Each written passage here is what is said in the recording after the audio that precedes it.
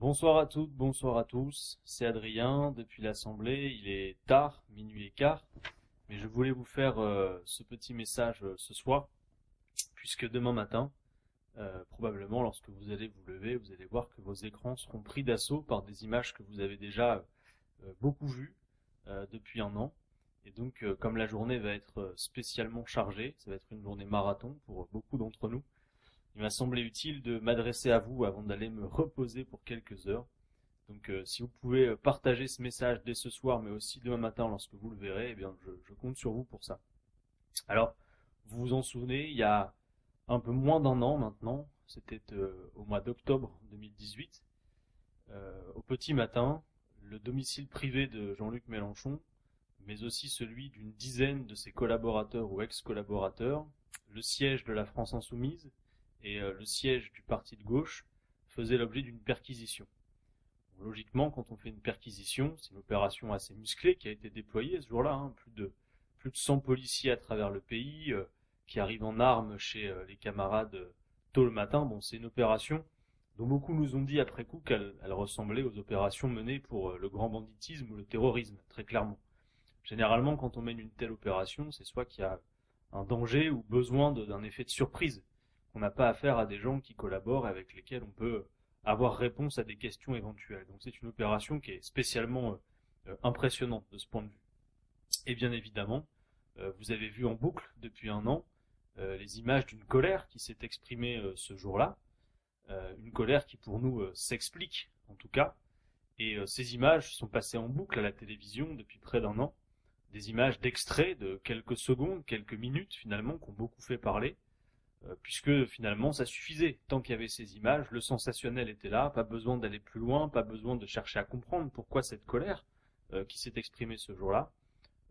Les images parlaient d'elles-mêmes, pas besoin d'aller plus loin. La vérité c'est que près d'un an plus tard, et il aura fallu attendre tous ces mois, vous avez vu que désormais la totalité des images filmées ce jour-là, plus de 40 minutes, ont été enfin rendues à la disposition du public, mais pas que du public, aussi de celles et ceux qui vont défendre les insoumis, puisque ces images montrent autre chose. Elles n'effacent absolument pas la colère qui s'est exprimée, c'est sûr, mais elles montrent que les insoumis n'ont pas voulu ce jour-là s'opposer à des perquisitions, qu'ils ne sont pas violents et puis surtout qu'ils n'avaient rien à cacher. On voit dans les images à plusieurs reprises Jean-Luc Mélenchon dire il ne faut leur opposer aucune résistance, donnez leur tout, nous n'avons rien à cacher, nous sommes des gens honnêtes.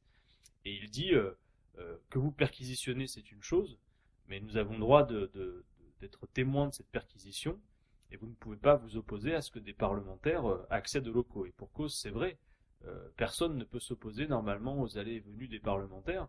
La Constitution les protège, mais surtout les parlementaires peuvent même accéder à des lieux de privation de liberté, par exemple des prisons. Les parlementaires ont le droit de visite sans prévenir, même dans des lieux de privation de liberté. On comprend donc encore moins qu'ils ne puissent pas accéder à un siège politique qui est en plus un lieu où ils se rendent régulièrement pour travailler avec leurs camarades. Mais à la rigueur, c'est pas le plus important. Le plus important, c'est qu'en réalité, au moment où on nous a empêchés d'entrer dans les locaux, plusieurs de nos homologues, de stricts homologues, qui sont des parlementaires, eux, étaient à l'intérieur, avaient pu rentrer d'ailleurs dans les locaux alors que les perquisitions étaient déjà en cours, et leur présence ne posait aucun problème pour la bonne tenue des perquisitions. Bref, de tout cela, on n'a pas pu en entendre parler pendant un an, on n'a vu que les images de la colère, et il aura fallu près d'un an pour que vous puissiez voir l'intégralité de ces images qui au moins recontextualisent les images de la colère. Mais ça n'est pas suffisant. Nous disons que nous avons affaire à une justice d'exception, que c'est un procès politique, et quand nous disons que c'est un procès politique, c'est pas pour faire de l'incantation ou pour faire un effet de tribune politique. Quand nous disons que c'est un procès politique, nous avons pour ça des arguments, et nous regrettons que depuis un an, alors que nous avions posé ces arguments sur la table, eh bien finalement le travail journalistique ne s'est jamais fait pour essayer d'au moins vérifier si nos arguments étaient valables. Je vous en donne quelques-uns, mais le plus important c'est celui du fait générateur de ces perquisitions. Pourquoi ont-elles eu lieu? Et c'est d'ailleurs parce que ce fait générateur ne tient pas debout que cette colère s'est exprimée aussi ce jour-là. Parce que, en l'occurrence, ce qui s'est produit pour que ces perquisitions aient lieu, c'est d'abord et avant tout une dénonciation, sans preuve, d'une eurodéputée du Front National, Madame Montel, qui, suite au fait que le Front National faisait l'objet lui-même d'affaires judiciaires, a livré à la justice 19 noms d'eurodéputés, donc de députés du Parlement européen. Vous avez dans cette liste de noms des gens de toute étiquette parlementaire. Vous avez par exemple Monsieur Annick Jadot des Verts, Madame Michèle Alliot-Marie, bref, tout un tas d'autres noms. Et la même d'ailleurs aura dit un peu plus tard, c'est pour faire un pied de nez à la justice. Elle n'avait pas de preuves, mais elle disait en gros, regardez, il y a sûrement un problème avec leurs assistants parlementaires. Et sur la base de cette dénonciation sans preuve, de ce signalement en quelque sorte, eh bien, il y aura eu des perquisitions. Mais vous savez chez combien de cette liste de 19 parlementaires? Chez un seul, Jean-Luc Mélenchon. C'est-à-dire que le même fait générateur pour 19 noms d'étiquettes différentes aura produit des perquisitions que ce fait générateur aurait pu produire pour les 19 chez un seul, Jean-Luc Mélenchon. Est-ce que ce simple argument ne suffit pas à expliquer qu'il y a bien une justice d'exception? Ce seul argument montre qu'il y a une exception, c'est même la définition d'une exception. Une liste de 19 noms, un seul qui est perquisitionné, alors que finalement ça aurait pu être son voisin dans la liste, que ça aurait été la même chose. Et je ne le souhaite à personne des voisins de la liste en question. Ça, c'était le premier fait générateur. L'autre fait générateur, c'était, vous vous en souvenez, l'affaire des comptes de campagne, où finalement, on laissait entendre que les comptes de campagne de Jean-Luc Mélenchon à la présidentielle posaient problème. Alors, vous devez savoir tout de même que les comptes de campagne, comme on l'a déjà dit, de Jean-Luc Mélenchon à l'élection présidentielle, ont été validés par la commission des comptes de campagne. En gros, le principe est le suivant, quand vous êtes candidat à une élection, j'espère que ça vous arrivera peut-être un jour et bientôt si possible, vous devez déclarer à la commission toutes vos dépenses de campagne. Et en général, il faut être extrêmement scrupuleux, la moindre guirlande qui vous a servi à animer un stand, vous devez la déclarer. Et bien évidemment, dans une campagne présidentielle, c'est pas mal de dépenses, et ensuite la commission des comptes établit quelles sont les dépenses qu'elle entend rembourser aux candidats. Et il y a aussi des dépenses qui sont réformées, on dit en gros, ça on vous les rembourse pas. Mais en fait, c'est pas le problème du candidat, le candidat lui il donne tout, et après c'est la commission qui fait son tri. Bref, la commission des comptes de campagne valide les comptes de Jean-Luc Mélenchon, et a posteriori de cette validation, il y a en gros une dispute qui a lieu au sein de la commission des comptes de campagne entre son président, Monsieur Logereau, qui avait validé les comptes de Jean-Luc Mélenchon, et Monsieur Jean-Guy de Chalvron, qui, outrepassant son devoir de réserve, lui qui avait suivi les comptes de campagne de Jean-Luc Mélenchon, dit non, moi je pense qu'il y a un problème avec les comptes. Et ces deux personnages communiquent, sont en désaccord, et puis l'affaire finit dans les mains de la justice, puisque le président de la commission des comptes dit bah puisque c'est comme ça, faisons vérifier. Mais Jean-Luc Mélenchon, depuis longtemps, avait dit mais nous sommes prêts à ce que tous nos comptes soient réexaminés. Nous n'avons aucune difficulté avec cela. Et d'ailleurs, je prends à témoin les militantes et militants de la France Insoumise qui connaissent la trésorière du mouvement. Ils savent très bien, et si vous êtes là derrière l'écran, vous savez très bien le fonctionnement extrêmement scrupuleux et le fait que tout ça fonctionne en bon ordre et que nous faisons les choses de la meilleure manière qu'il soit. Et Jean-Luc Mélenchon a dit mais si vous voulez, reprenez tous les comptes de campagne de l'ensemble des candidats, et si vous voulez pas reprendre les comptes de campagne de l'ensemble des candidats, eh ben reprenez uniquement le mien, et nous on se tient à votre disposition, on répond à des centaines, des milliers de questions comme vous le faites à chaque fois. Et bien malgré cela, il y a eu ce signalement en justice. Et aujourd'hui, ces enquêtes sur le fond sont globalement au point mort. Il n'y a pas trop de nouvelles, on ne sait pas ce qu'il en est. Sur les assistants parlementaires, voilà, cette dénonciation, il y a eu des auditions multiples et pour l'instant, évidemment, rien n'en ressort, puisque celles et ceux qui travaillent avec Jean-Luc Mélenchon, on peut vous confirmer, c'est un travail à temps plein pour eux. Et puis sur les comptes de campagne, ils ont été validés. Et puis notre campagne, je vous rappelle qu'elle avait duré 17 mois et que comparativement aux durées de campagne des autres candidats, elle a coûté moins cher. Les comptes de campagne de Monsieur Macron, par exemple, ont été signalés. Et est-ce qu'on a vu des perquisitions chez Monsieur Macron, à son domicile privé, chez 10 de ses proches, au siège de la République En Marche? Est-ce qu'on a vu tout ça se faire sur ce même fait générateur? Absolument pas. Pourtant, ses comptes à lui ont été signalés. Donc c'est aussi un élément qui accrédite la thèse selon laquelle il y a bien une exception qui est faite pour les insoumis. Et c'est important, parce que depuis que nous nous défendons, toutes sortes d'éditorialistes, finalement, balayent nos arguments d'un revers de la main, tout ça serait finalement folklorique, mais enfin, c'est grave de considérer qu'il puisse y avoir un deux poids deux mesures dans notre pays sur les questions de justice. Alors, depuis quelques jours, vous avez vu, on fait un paquet avec tout ça, puisque bien évidemment, comme M. Balkany est derrière les barreaux, que M. Ferrand a été entendu par un juge d'instruction, et que M. Bayrou et Mme de Sarnez ont été entendus par la police, évidemment, les insoumis seraient bien dans une position abusive que de considérer qu'il y aura un procès politique. Regardez, tout le monde est logé à la même enseigne. Ben non, Non, tout le monde n'est pas logé à la même enseigne. En l'occurrence, Monsieur Ferrand, c'est un juge d'instruction qui s'occupe aujourd'hui de son affaire et qui l'a interrogé, alors que nous, c'est le parquet. Et le parquet, qui est à l'origine de tout cela, qui est à l'origine des poursuites, vous le savez, n'est pas indépendant en France. On peut dire ce qu'on veut en réalité.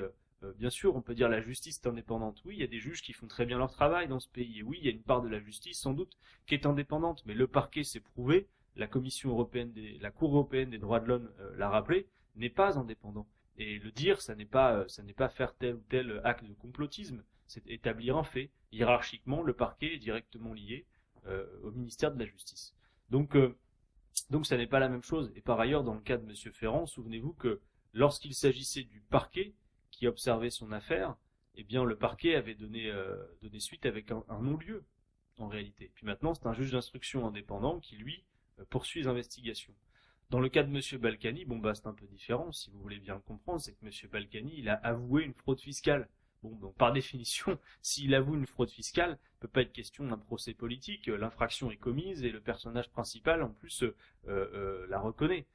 Et dans le cas de M. Bayrou et Mme de Sarnez, sur le MoDem, on a beaucoup parlé par exemple de Mme Sylvie Goulard, c'est directement le Parlement européen qui avait mis en cause Mme Sylvie Goulard. Jean-Luc Mélenchon, lui, n'a jamais été mis en cause par le Parlement européen. Vous savez, Jean-Luc Mélenchon, il a 68 ans, il a une longue vie d'engagement politique de plus de 40 ans, jamais une casserole derrière lui, jamais la moindre affaire.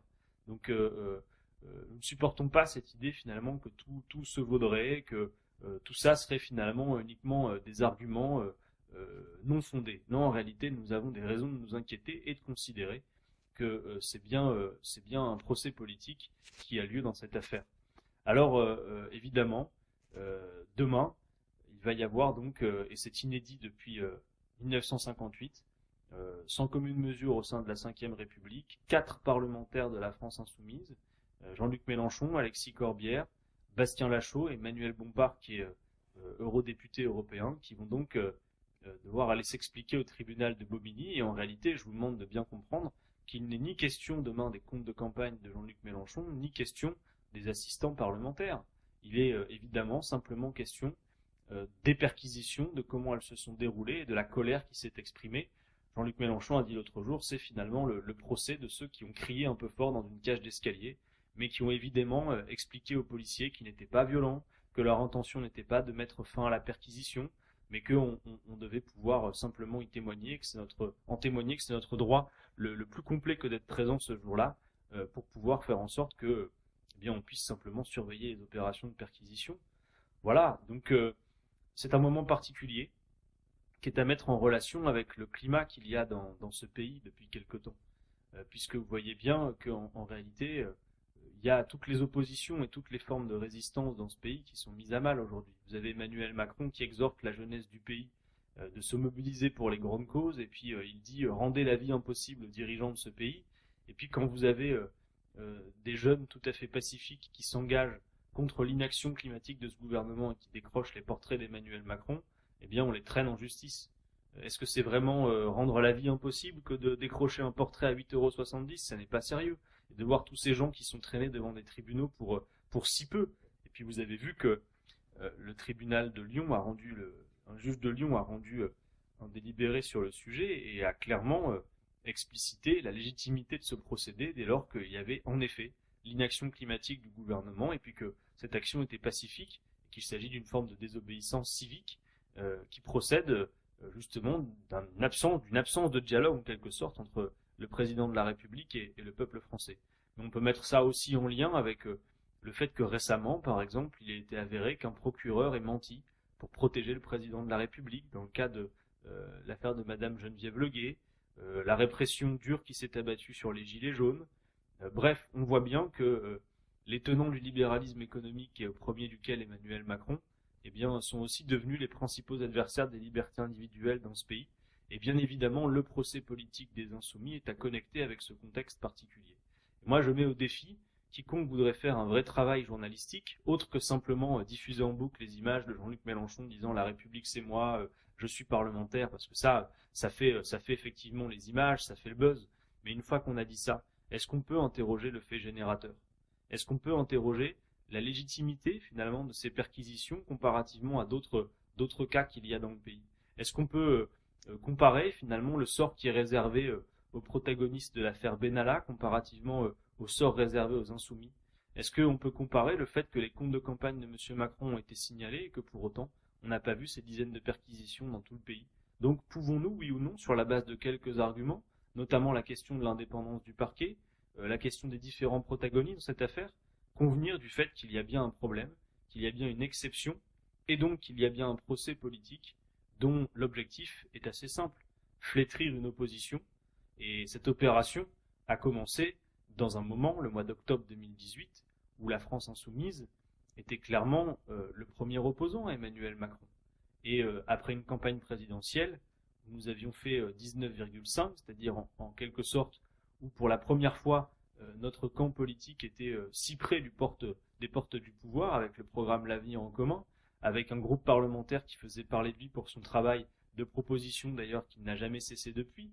Donc ne peut-on pas dire, en effet, qu'il y a bien un problème avec ces méthodes, et donc créditer la thèse d'un procès politique. Et moi je veux bien que toutes sortes de journalistes et d'éditorialistes qui seraient tentés nous donnent des arguments concrets, plutôt que de simplement dire oui, tout ça est folklorique, c'est une opération de communication. Non, nous ne faisons pas de la communication, nous aurions bien mieux à faire en ce mois de septembre que d'aller nous défendre devant un tribunal et d'accompagner nos camarades mis en cause. Il y a une rentrée politique extrêmement dense, extrêmement chargée, avec beaucoup de sujets, et nous nous défendons parce que nous avons l'intention de le faire, ayant des arguments. Si nous n'étions pas sûrs de nous, nous regarderions nos chaussures et nous nous ferions tout petits. Mais là, vous avez compris que ça n'était pas le cas.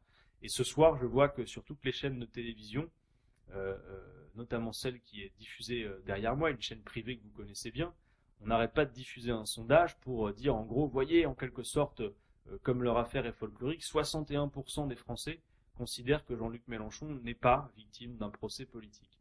Oui, mais ça veut dire que tout de même, 40% des Français, 39, près de 40% des Français pensent en effet qu'il s'agit bien d'un procès politique. Et quand on voit le mal qu'ils se donnent à essayer de mettre de côté nos arguments, à essayer de folkloriser le débat et de ne pas parler de l'essentiel et de répondre aux éléments qui créditent la thèse d'un procès politique, je me dis que si déjà vous êtes 40% à considérer qu'en effet il y a bien un problème et que c'est un procès politique, alors j'ai bon espoir que ce procès nous serve à faire avancer encore nos arguments, notre défense, que vous nous aiderez à diffuser ces arguments de manière à ce que les Français comprennent bien que par-delà la situation particulière des insoumis de Jean-Luc Mélenchon et de ses camarades, eh bien il y a bien un problème dans ce pays et que nous le disons avec inquiétude. Voilà. Et donc je compte sur vous là-dessus. Et puis vous aurez demain en librairie un objet qui va vous permettre aussi d'affûter quelques arguments, puisque Jean-Luc Mélenchon sort un bouquin qui sera disponible demain matin en librairie, qui s'appelle « Et ainsi de suite, un procès politique en France ». Donc demain matin, suivez l'affaire, partagez nos arguments, on va créer les conditions que vous puissiez suivre tout ça de près pendant toute la journée. Et puis évidemment, vous pouvez aussi au passage, quand vous achèterez les journaux, passer acheter le bouquin. Ça pourra toujours vous servir pour nous aider à diffuser l'argumentaire. Voilà, il nous reste encore quelques heures de repos avant d'affronter cette échéance. J'adresse un message de soutien avec vous à mes camarades qui vont être mis en cause et qui vont être à la barre demain. On les accompagnera, on sera à leur côté et on espère que vous serez nombreux aussi avec nous, pacifiquement, comme toujours, mais déterminés, avec des mots d'ordre qui sont des mots d'ordre politiques, parce que tout ça n'est finalement que de la politique. Dès 7 heures du matin, pour toutes celles et ceux qui le pourront, au tribunal des Bobigny, il ne s'agit pas d'une manifestation de la France insoumise pour la France insoumise, hein, vous l'aurez bien compris. Nous, on se déploie chaque fois que c'est possible pour aller porter le soutien aux syndicalistes qui sont durement réprimés, aux opposants politiques qui sont également traînés devant les tribunaux, aux décrocheurs de portraits d'Emmanuel Macron, aux gilets jaunes. Donc voilà, faisons bloc tranquillement, pacifiquement, pour soutenir les camarades mis en cause et dire qu'effectivement, la situation dans ce pays est inquiétante de ce point de vue et qu'il n'est pas possible que le débat politique soit enfermé dans les cours de justice et dans les tribunaux. Voilà. Bonne nuit à toutes et tous. Désolé pour cette heure tardive pour le direct, mais le moment est important et comme demain ça va être la course et que je sais que dès 6 heures du matin les écrans vont être envahis des mêmes images, parce que finalement, est-ce qu'on peut espérer qu'il diffuse des images, Jean-Luc Mélenchon qui dit il n'y a pas de violon ici, il n'y a pas de problème, prenez tout parce qu'on n'a rien à cacher, comme il l'a dit, ne leur opposez aucune résistance, ou alors les images d'Alexis Corbière qui dit s'il vous plaît pas de violence. Non, bien sûr, dès demain, vous verrez encore les mêmes images qu'on a vues des tonnes de fois, parce que finalement, il n'y a que ces images-là qui créditent une autre thèse que la nôtre, c'est-à-dire finalement juste des gens qui seraient des échevelés, énervés, sans qu'on interroge pourquoi ce jour-là il y a eu de la colère qui s'est exprimée, et qu'il n'y avait rien qui justifiait qu'on nous empêche de rentrer dans ce local et qu'on assiste tranquillement à des perquisitions, même si nous pouvions dire dès lors que le fait générateur de ces perquisitions et les moyens déployés étaient sans commune mesure et que finalement juste un rendez-vous, une lettre écrite comme les multiples correspondances qu'il y a pu avoir avec la commission des comptes aurait permis que les doutes soient levés et que tout ça s'explique. Voilà. Merci à toutes et à tous. Partagez ces petites vidéos, suivez les réseaux sociaux de la France Insoumise de Jean-Luc Mélenchon demain, partagez les argumentaires, diffusez votre opinion. Soyez contagieux puisque bien évidemment on va beaucoup en parler demain sur vos lieux de travail, partout ailleurs. Voilà, c'est aussi notre honneur de pouvoir nous défendre. Et c'est la raison pour laquelle les camarades mis en cause ne font valoir aucune de leurs immunités pour les parlementaires. Ils seront bien présents, ils ne seront pas représentés, ils seront présents eux-mêmes, Jean-Luc Mélenchon aussi, et dignement iront se défendre et faire valoir nos quelques arguments. Voilà, j'en ai assez dit les amis, bonne nuit à toutes et à tous, à très bientôt, et tous les combats politiques que nous menons, les justes combats politiques que nous menons, sont toujours tout à fait urgents. Cette rentrée politique est importante. Et quoi qu'ils en pensent, nous sommes là, et bien là, et avec vous. À très bientôt. Bonne nuit les amis. À très bientôt. Bonne nuit les amis.